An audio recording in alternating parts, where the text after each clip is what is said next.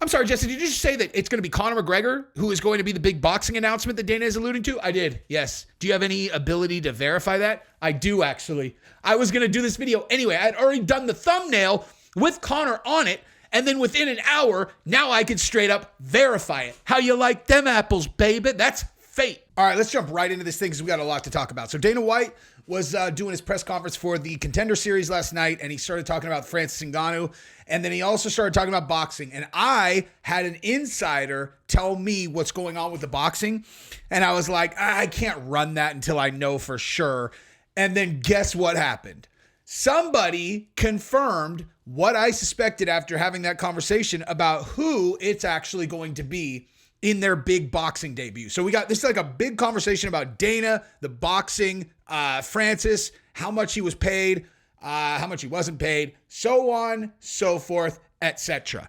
Now, that is what we're going to do, and I appreciate you guys hanging out. But first, what we're going to talk about, we talk about Michael Bisping chasing down a purse snatcher. Now, you guys may have heard that little about that little story about him, like someone stole Rebecca's purse in France. He chased him down. Okay, so I texted him. I pretended I didn't know the story, and I was just like, bro, I heard someone snatch Rebecca's purse. Tell me everything, Michael Bisping.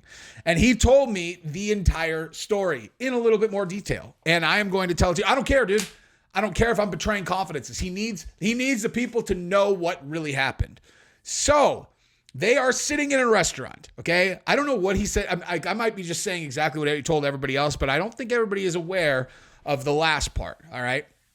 So he's sitting at a restaurant. Someone snatched Rebecca's purse.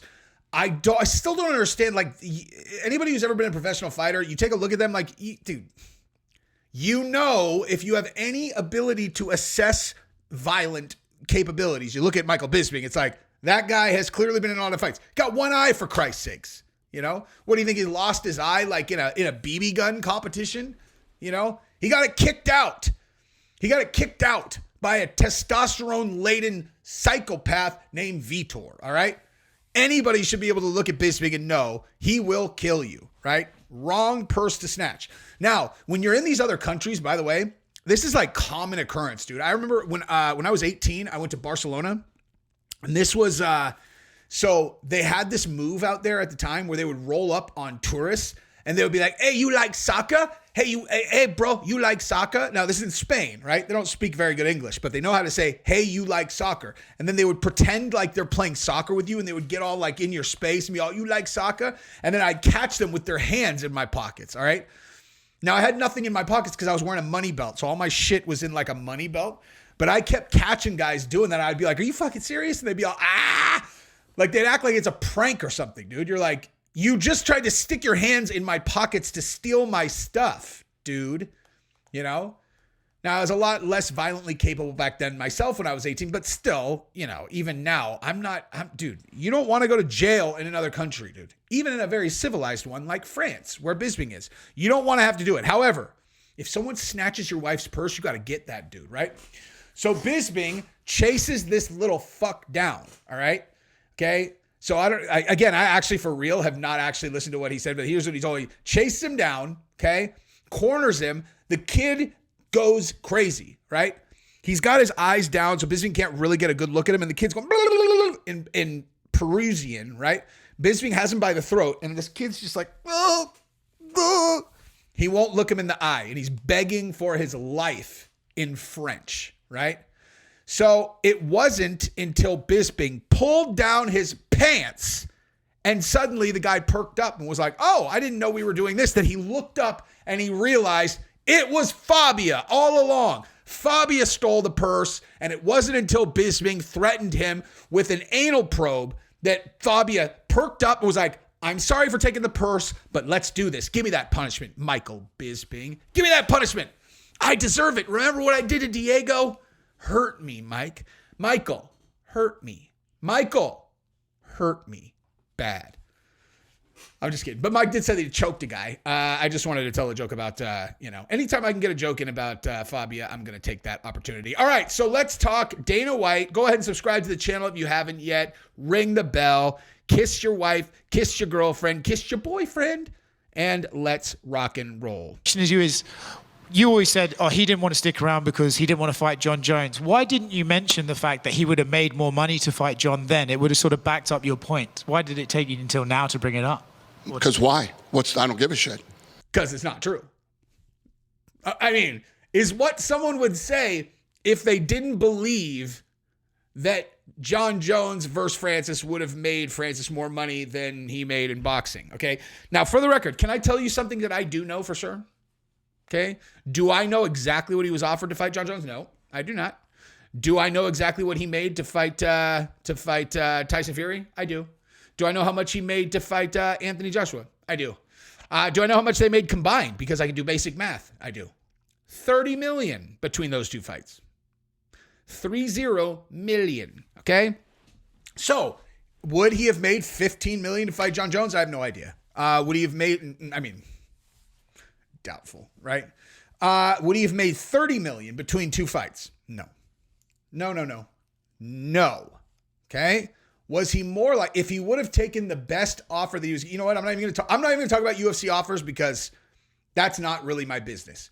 I am going to tell you what I know, which is that those are the numbers that they're chasing. 30 million for two fights. Okay. What's the difference? I just think it's interesting for people to realize. Because I know all the shit that you people don't know. Yeah. And I don't care what everybody says. It doesn't matter to me. But that's a fact. He was offered more money. Because I know the real numbers.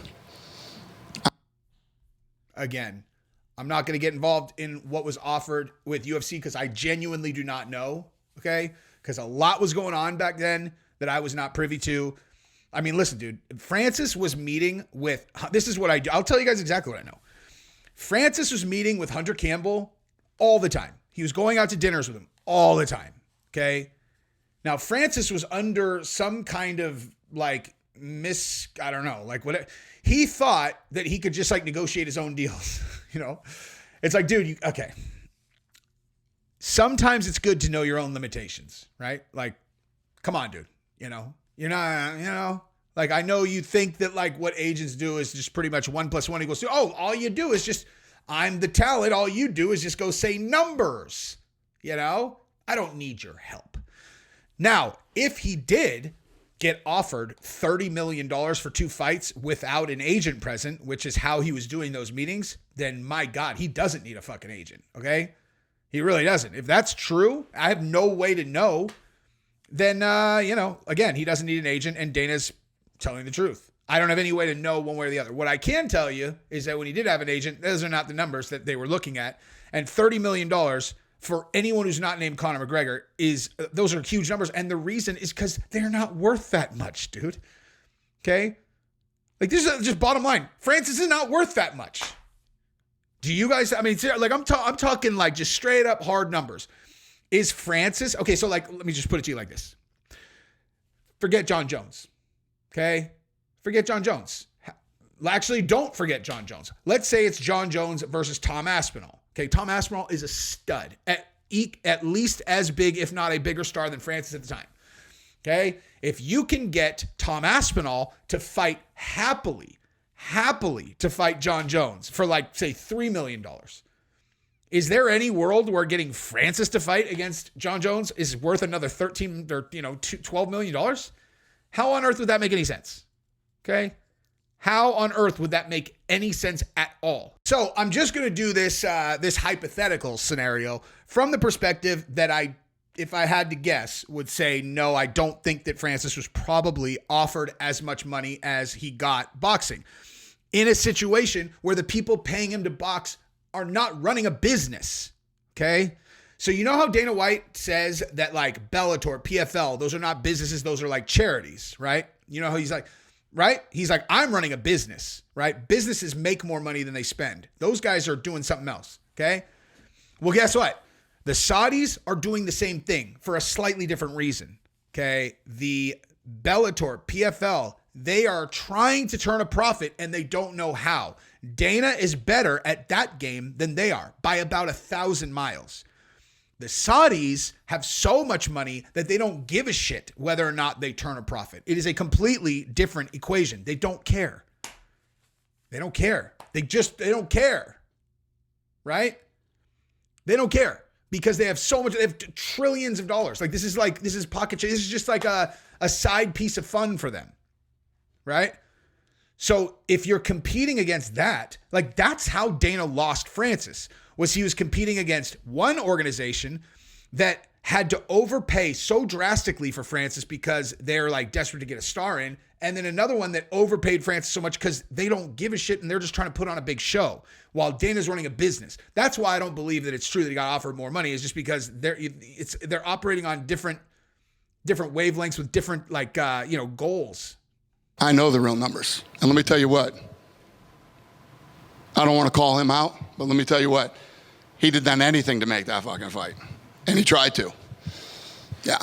You also mentioned in boxing, there are Saudi trillionaires that are getting a little bit bored of some of the bullshit that comes along with boxing.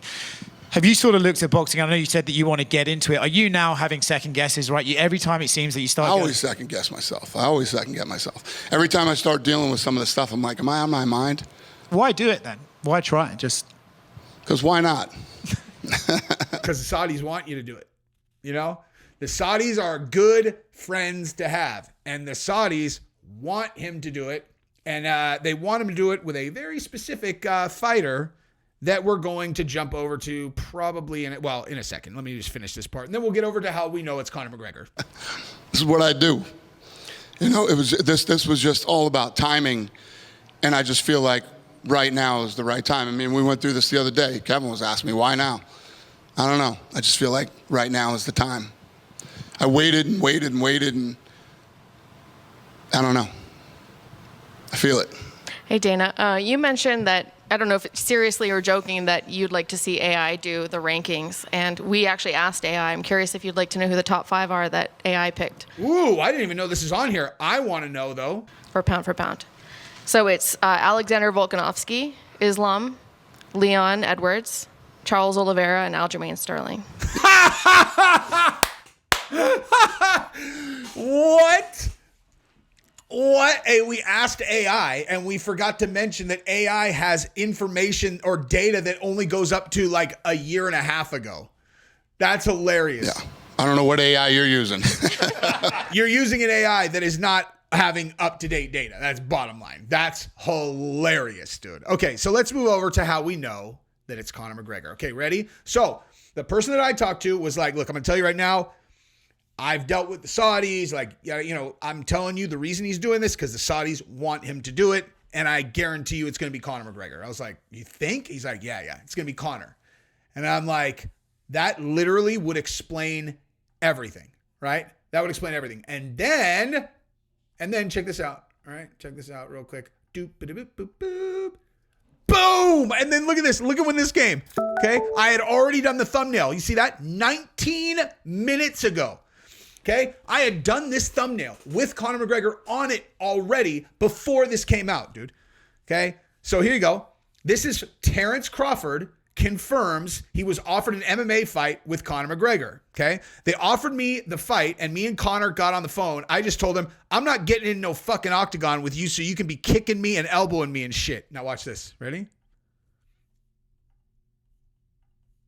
2-fight deal to fight Conor McGregor, one in the ring and one in the octagon. Is that true? Is that true, bud? Is that true, bud?